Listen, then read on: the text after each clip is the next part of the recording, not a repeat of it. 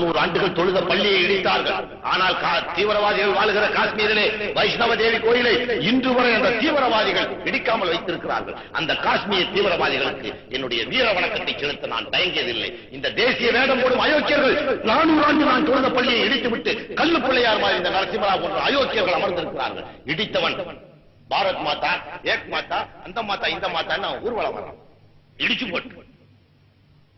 ஆனா அங்க எப்ப ராமன் கோயில் கட்டினாலும் சத்தியமா குண்டு வச்சு நான் தகர்த்தேன். இது என் அல்லாவின் மீது ஆணை. நான் இல்லை என்றால் என் வாரிசுகள் இல்லை என்றால் அவருடைய வாரிசுகள். அது 100 ஆண்டுகள் ஆனாலும் சரி. பாபர் மசூதி இடத்திலே பாபர் மசூதியை கட்ட விடுவோம். அங்கு ராமன் கோயிலை கட்டினால் நிச்சயமாக சத்தியமாக 1/2 கிலோ ஜெலட்டின்ல குண்டு வச்சு தகர்ப்போம். அதுல எந்த மாற்றம் கிடையாது. இதை 100 அரசுகளும் தடுக்க முடியாது.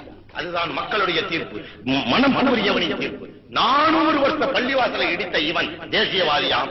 100 ஆண்டு காலம் போராடுகிற காஷ்மீர் தீவிரவாதிகள் வைஷ்ணவ தேவி கோயிலிருந்து 61 கோயிலை அப்படியே வைத்திருக்கிறார்கள். ஒரு கோயிலையாவது காஷ்மீர் தீவிரவாதி இடித்ததாக ஒரு நிரூபணம் காட்ட முடியுமா? யாராவது சொன்னால் 10 லட்சம் ரூபாய் தருகிறேன்.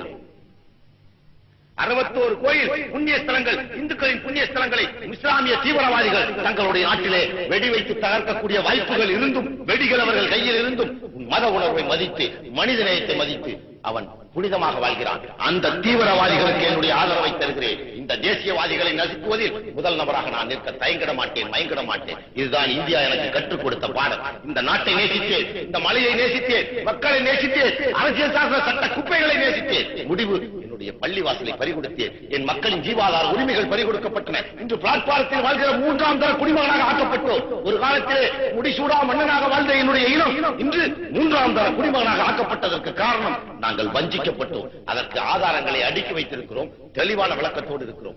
இன்று எங்களுக்கு தெரிந்துவிட்டது யார் எதிரி யார் நண்பன் என்று. இஸ்லாமிய மக்களே, உங்களுடைய எதிரிகளை, நண்பர்களை, துரோகிகளை நீங்கள் பாகுபடுத்த ஆரம்பித்து ஆதரவு கொடுக்க துணிந்து வாருங்கள். அந்த